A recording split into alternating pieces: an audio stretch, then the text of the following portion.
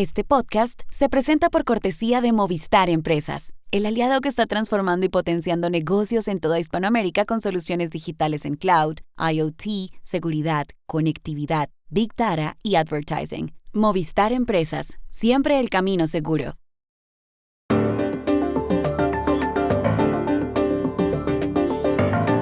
Estados Unidos trataba de encontrar ayer respuestas luego de la tragedia aérea ocurrida en Washington, D.C.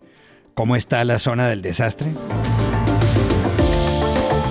La red social X y la compañía de tarjetas Visa se han aliado para crear una gran plataforma de pago. ¿Cambiará esto los bancos y las redes? Ayer salió aquí en Colombia una importante encuesta de cara a las próximas elecciones presidenciales. ¿Qué se puede concluir? Hola, bienvenidos a Y esto no es todo, el podcast del Georgetown Americas Institute de la Universidad de Georgetown en Washington, D.C. Soy Juan Carlos Iragorri, desde Madrid. Soy Paz Rodríguez Niel, desde Buenos Aires. Soy Jorge Espinosa y estoy en Bogotá. Es viernes 31 de enero ya, y esto es todo lo que usted debería saber hoy.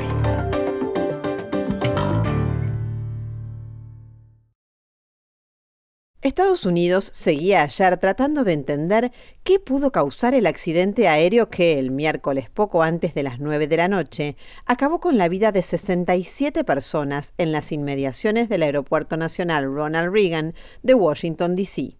El cielo estaba despejado cuando un jet bombardier de American Eagle, perteneciente a American Airlines, procedente de Wichita, en Kansas, hacía su aproximación final. Llevaba 60 pasajeros a bordo y 4 tripulantes. Era el vuelo 5342 y había mucho tráfico aéreo.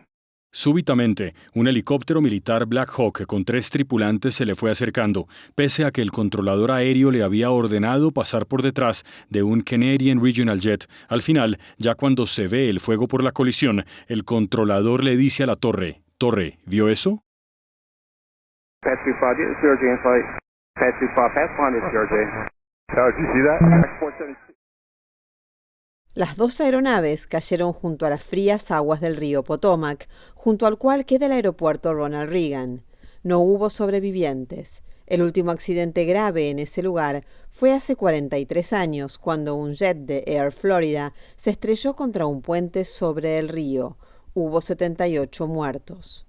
Un dato curioso es que ayer, mientras avanzaba la investigación, el presidente Donald Trump dijo que las políticas de diversidad racial de sus antecesores, Barack Obama y Joe Biden, pueden ser responsables de lo sucedido, pues rebajaron los requisitos para el cargo de controlador aéreo. Luego dijo no estar seguro de si el accidente había sido culpa de los controladores. Después manifestó que quizá fueron los pilotos. Un reportero le preguntó entonces cómo había concluido lo de la diversidad racial y él respondió, porque tengo sentido común y mucha gente no. Mr. President, you have today blamed the diversity elements, but then told us that you weren't sure that the controllers made any mistake. You then said perhaps the helicopter pilots were the ones who made the mistake. It's all under investigation. I understand that. That's why I'm trying to figure out how you can come to the conclusion right now that diversity had something to do with this crash. Because I have common sense, okay? And unfortunately, a lot of people don't.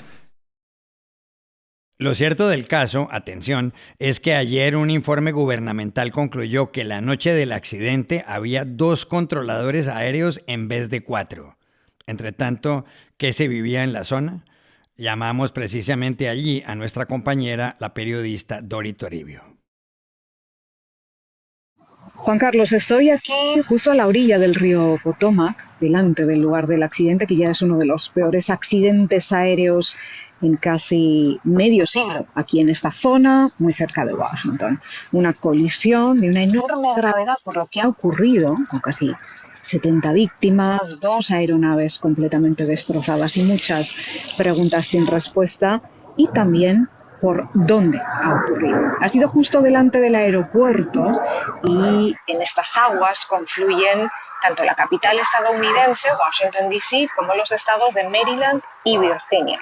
De ahí que la operación de búsqueda de los restos de esta tragedia sea a gran escala. Esta es una zona muy delicada, porque las aguas del Potomac en estas fechas, a final de enero, están heladas. Hace solo unos días, con la ola de frío ártico que afectó también, si recuerdan, a la toma de posesión de Donald Trump, el agua estaba completamente congelada, cubierta con placas de hielo en esta parte del río. Y aún quedan algunos restos, veo aquí, y temperaturas gélidas, lo que ha complicado mucho la operación de búsqueda y rescate. Pero además es una zona delicada porque aquí donde estamos, desde donde estamos viendo trabajar a los equipos de emergencias rescatando los cuerpos y los trozos de las aeronaves destrozadas, desde aquí también vemos de fondo el Capitolio. Al norte, un poco más arriba, está el monumento a Washington y asoma ligeramente la Casa Blanca, y aquí, apenas a unos minutos de donde estamos, está el Pentágono. Es por eso que ese aeropuerto de Reagan es tan delicado e importante. Es muy transitado, por aquí pasan todas las figuras más poderosas de este país y queda a los pies del río. Quienes hayan visitado Washington saben que muchas veces se puede ver los aviones continuamente llegando, quizás los estén escuchando ahora, que estoy aquí grabando, los aviones continuamente llegando al aeropuerto que queda al otro lado del río, ya en Virginia. Y descendiendo para el aterrizaje, siempre alejados, eso sí, del espacio aéreo protegido en la capital. Por ejemplo, sobre la residencia del presidente de Estados Unidos o sobre el Pentágono en Virginia. Recordemos que esta es una de las zonas con el espacio aéreo más protegido del mundo. Y es una zona, además, donde los entrenamientos militares son habituales. Pero hacía mucho tiempo que no se vivía un accidente de esta magnitud aquí. La última vez fue en los años 80, cuando un avión comercial de Air Florida chocó contra uno de los puentes cercanos y cayó en las aguas de este mismo río, dejando también unos 70 fallecidos en 1982. Y ahora se repite algo parecido, que deja a la capital estadounidense de luto y conmocionada con esta tragedia.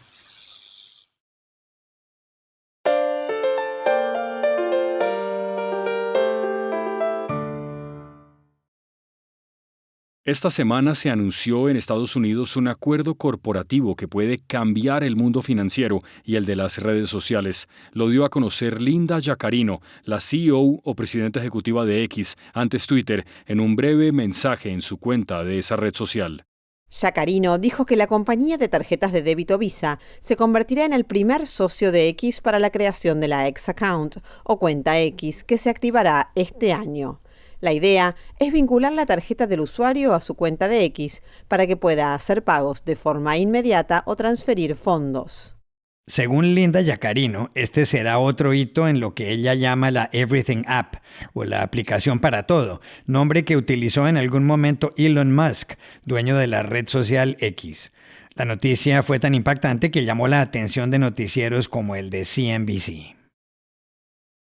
So X is striking a deal with Visa to be the first partner, what it is calling the X Money account. Since buying Twitter in 2022, Elon Musk has talked about turning the social media site into a, quote, everything app, where users could send payments and store cash. Este acuerdo se enmarca dentro de los objetivos que se trazó Elon Musk cuando compró Twitter en 2022 por $44 mil millones.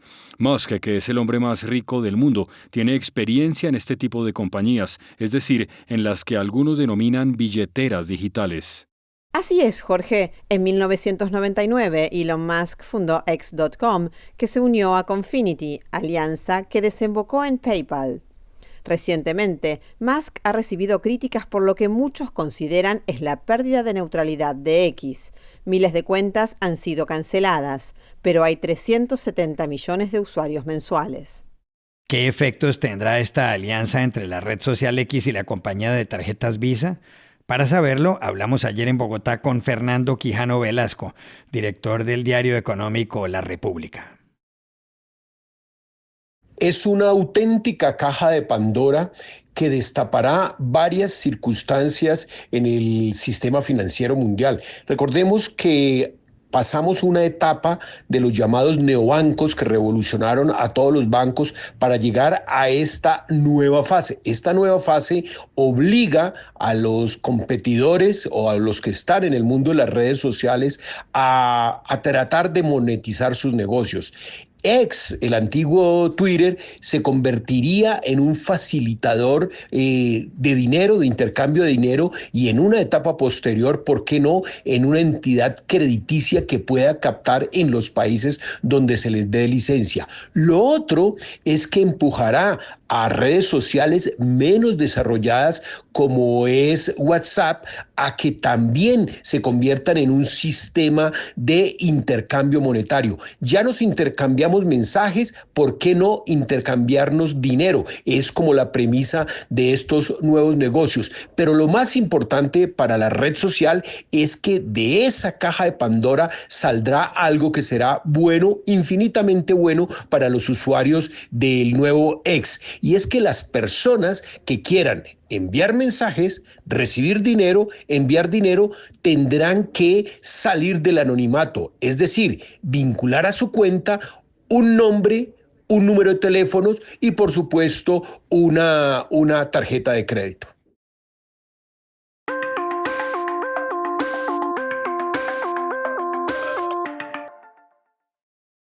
Este podcast se presenta con el apoyo del Grupo Tecnoglass, el poder de la calidad. Diseñamos, fabricamos y comercializamos vidrios, ventanas y fachadas de calidad mundial. Más información en www.tecnoglass.com. Una encuesta que publicó ayer en Colombia la revista Semana sobre la intención de voto para las elecciones presidenciales del próximo año ha dado mucho de qué hablar. A la cabeza del sondeo, con el 12,7%, está la periodista y exdirectora de ese medio, Vicky Dávila. A Dávila la siguen el exalcalde de Medellín, Sergio Fajardo, con el 11,8%, el exsenador Juan Manuel Galán, con el 7,8%, y la antigua alcaldesa de Bogotá, Claudia López, con el 6,9%. La aprobación del actual presidente, Gustavo Petro, está por encima del 30%. El sondeo también deja claro que en las consultas o elecciones primarias de las distintas corrientes ideológicas, Vicky Dávila ganará la de la derecha y Sergio Fajardo la del centro.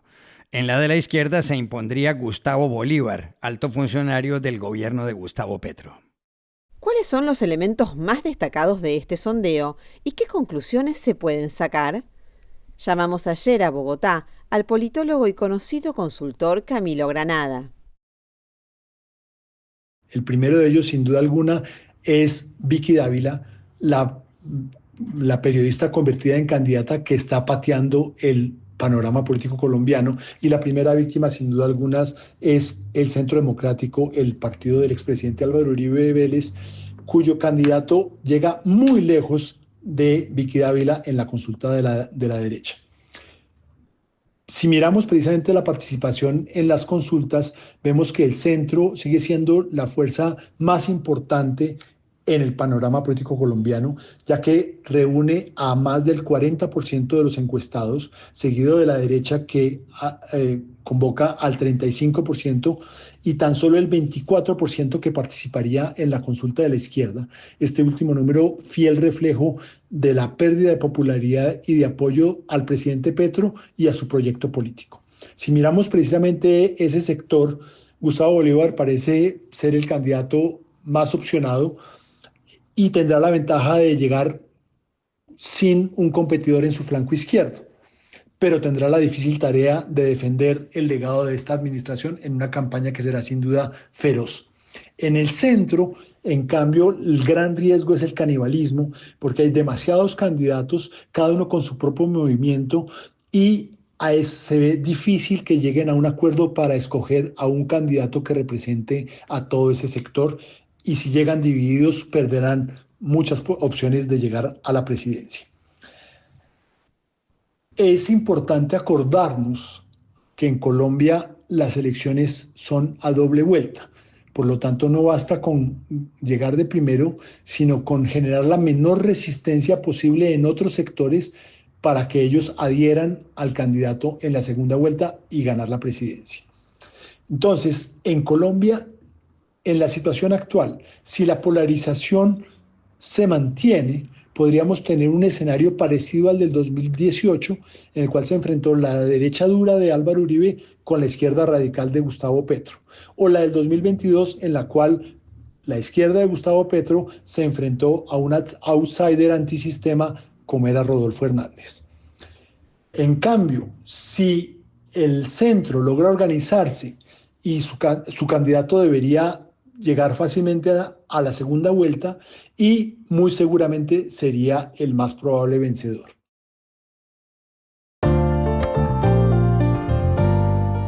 Y estas son otras cosas que usted también debería saber hoy.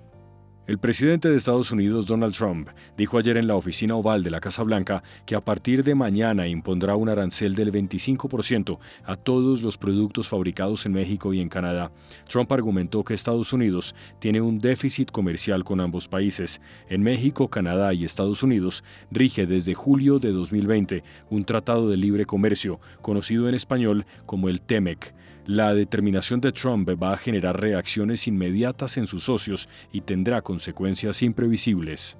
En Nicaragua, la Asamblea Nacional aprobó ayer de forma express la prolongación por un año del periodo del copresidente Daniel Ortega y su copresidenta Rosario Murillo. Ahora irá hasta 2028. La decisión forma parte del visto bueno que el legislativo de ese país le dio a la nueva constitución, con la cual se afianza aún más el régimen dictatorial de Ortega y Murillo. El texto ha sido duramente criticado por la Organización de los Estados Americanos, la OEA, y distintos defensores de las libertades. Ortega, de 79 años, gobierna con puño de hierro desde 2007. El retrato al óleo de un pescador adquirido por $50 en una venta de garaje en el estado de Minnesota podría costar en realidad $15 millones, según informaron ayer medios especializados. El comprador inicial estuvo convencido de que se trataba de un cuadro de Vincent Van Gogh, pero no logró certificarlo. Luego, en 2019, se lo vendió al neoyorquino LMI Group International, que contrató a varios expertos. Los especialistas acaban de confirmar que Van Gogh sí es el autor y que lo pintó cuando estuvo en un hospital psiquiátrico al final de su vida. El artista murió en julio de 1890, cuando tenía 37 años. Y aquí termina Y esto no es todo, donde siempre habrá más. En la producción estuvo John F. Burnett. Y pueden suscribirse a este podcast en nuestro sitio web, yestonoestodo.georgetown.edu, seguirnos en nuestras cuentas de X y de Instagram, @yestonoestodo, y buscarnos en nuestro canal de YouTube. Gracias por oírnos. Chao, hasta la próxima.